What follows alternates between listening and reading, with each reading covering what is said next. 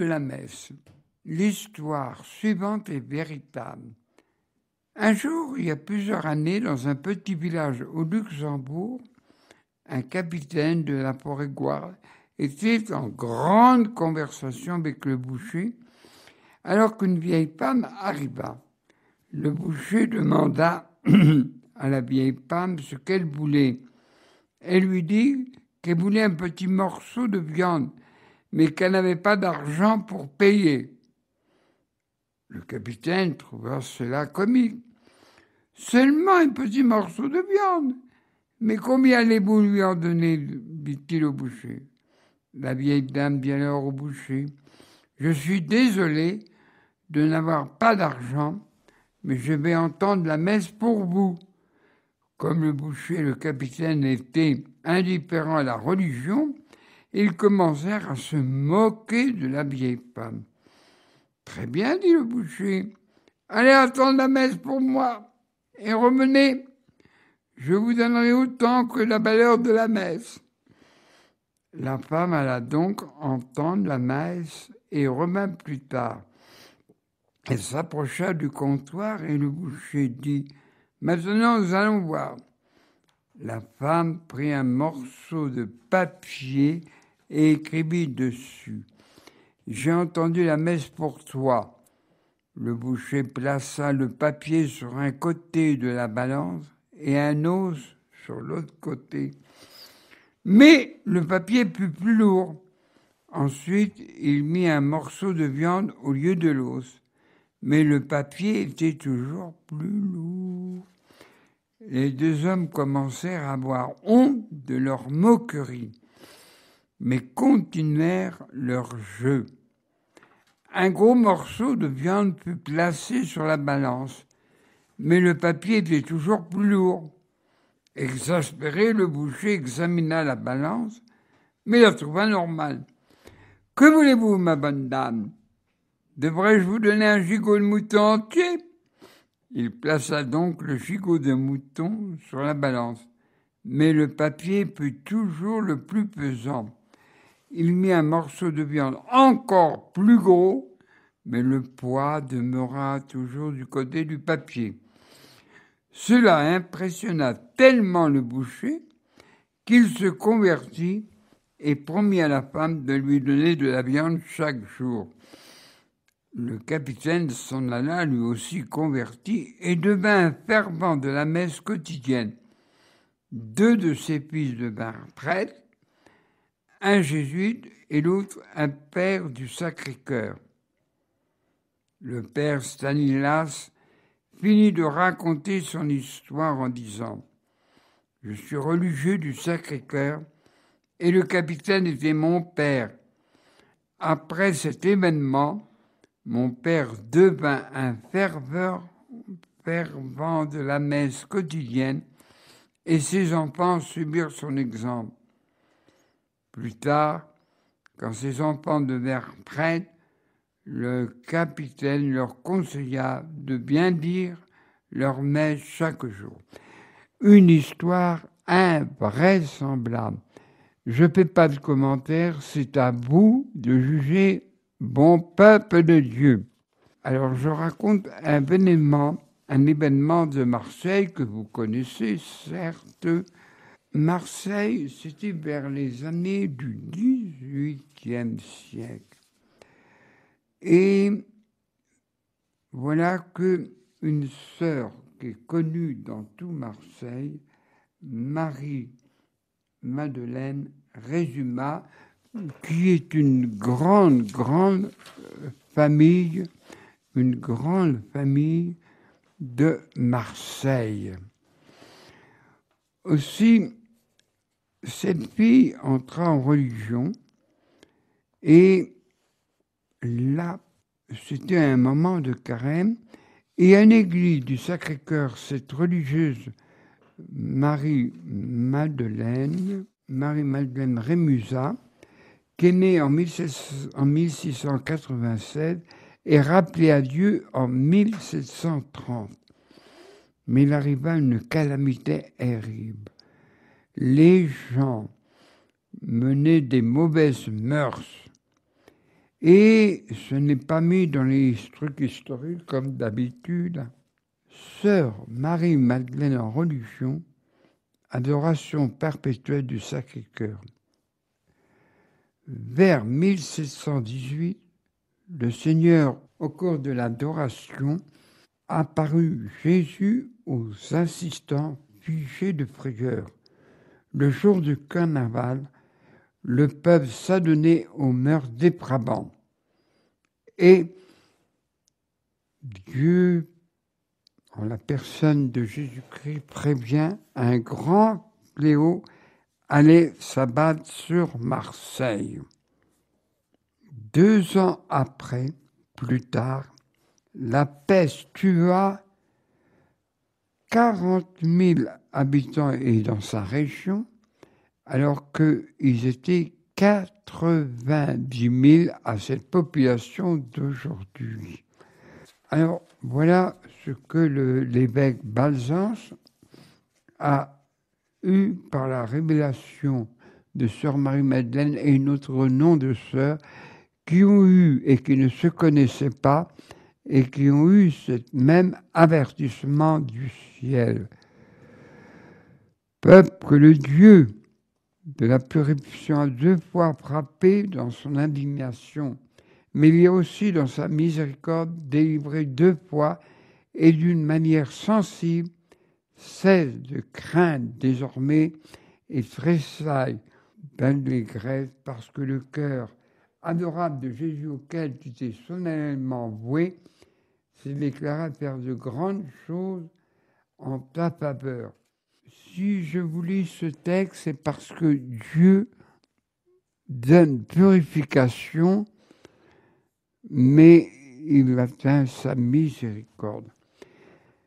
Comment cela s'est passé? Là, c'est plus connu. En 1720, l'évêque Balzance, par l'intermédiaire de sœur Marie-Madeleine Rémusat, avertit. L'évêque dit, selon l'appel du ciel, il faut vous convertir, changer d'attitude de vie et ne pas vous adonner à la colère de Dieu. Alors aujourd'hui, on dirait plutôt la purification. Mais le monde se rigolade, les habitants de Marseille, y compris les consuls qu'on appelle aujourd'hui le conseil municipal. Et arriva ce terrible fléau. En effet, du pays de Sidon, c'est-à-dire du Liban, il y avait commerce entre le grand port de Marseille, qui était à l'époque le grand port presque de l'Europe. Et là, la peste arriva. Bien sûr, sur ces bateaux, il y avait des gens qui mouraient. Ils s'en étonnaient pas. On mangeait une nourriture infecte, le capitaine s'en inquiéta plus. Mais quand le nombre, ils amenèrent la peste. Alors les scientifiques et même les observateurs, dans chaque bateau, du moins de l'époque, il y avait une quantité de rats. Et les rats amenèrent la peste. Les gens mouraient. Il y en avait 10, il y en avait 100. Énorme catastrophe. Alors l'évêque demanda, Monseigneur Balzance, ceux qui sont bien portants, qu'on fasse grande procession et que l'on consacre au Sacré-Cœur Marseille pour arrêter ces calamités à cause des mauvaises mœurs de cette époque. Mais les consuls n'y allèrent pas. Cependant, la calamité s'arrêta pendant 1 an, 2 ans. Et voilà que ça reprit en 1722. L'évêque, Monseigneur Balzance, dit « Vous aurez beau prendre tous les moyens pour éviter cette peste, ce choléra, vous n'y arriverez pas. il faut vous adresser au ciel, faire amende honorable, faire pénitence, procession, et je consacrerai devant vous, avec vous, au cœur sacré pour arrêter ces calamités.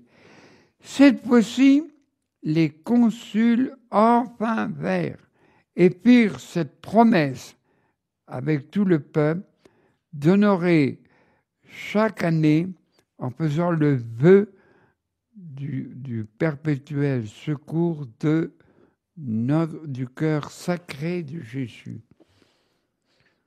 1722. Et bien sûr, Marseille a été guérie de cette maladie terrible, terrible qu'est la peste. Vous vous rendez compte? Décimée 40 000. Aussi, c'était horrible à voir. On était obligé d'appeler des charretiers pour transporter les morts et de mettre dans une fosse commune. Ça effrayait les gens et il y avait de quoi. Le grand mystère de cette histoire vraie. Aussi, il fit construire la basilique du Sacré-Cœur où elle existe encore et les échevins, peut-être pas tous, font procession et brûlent un grand cierge. Voilà l'histoire vraie de la peste 1720-1722. Aussi, une petite histoire semblable à Marseille. En 1902, lors de l'éruption du volcan du Mont Pelé en Martinique et qui ensevelit la ville de Saint-Pierre, un prodige comparable à celui qui s'était produit à l'avertissement 1718 à l'église de Marseille, eut lieu dans l'église du bourg de Montrouge à Martinique, voisin de Saint-Pierre. Le Sacré-Cœur apparut à 300 personnes qui s'étaient réfugiées dans cette église du Mont-Rouge. Les laves s'arrêtèrent à 30 mètres de l'église. Le fait a été attesté à l'époque par des journaux anglais de l'époque. Pourquoi les Anglais? Parce qu'il y avait beaucoup de commerce et tout. Mais ce qu'on ne dit pas dans les documents, comme d'habitude, c'est que plusieurs personnes avaient fait grand sacrilège. Alors, il ne faut pas voir une damnation. Dieu rappelle les avertissements. Il avertit toujours, toujours. La question reste posée. Aujourd'hui, depuis beaucoup d'années, nous faisons des mauvaises lois. Et en ce moment, ça va une accélération. Pourquoi? Dans la Bible, à chaque fois que le peuple se retournait et adorait des faux dieux, il arrivait des calamités, ne serait-ce que les Philistins leur faisaient la guerre. Mais Dieu, dans sa miséricorde, reprend le peuple. Quand on vous raconte l'histoire, on abrège, on censure. Non, il faut raconter, ou vous, comme vous m'écoutez, eh bien, avoir le courage de dire ce qui était. Alors, bon peuple de Dieu, n'oublions pas que le dimanche après Pâques, la miséricorde, Dieu donne miséricorde à tous ceux qui retournent vers Dieu. Notre époque moderne rejette Dieu. Il veut être Dieu lui-même. La question reste posée. Voilà, bon peuple de Dieu, faisons attention et retournons-nous vers Dieu, l'unique et vrai Créateur. Merci à toi, bon peuple de Dieu.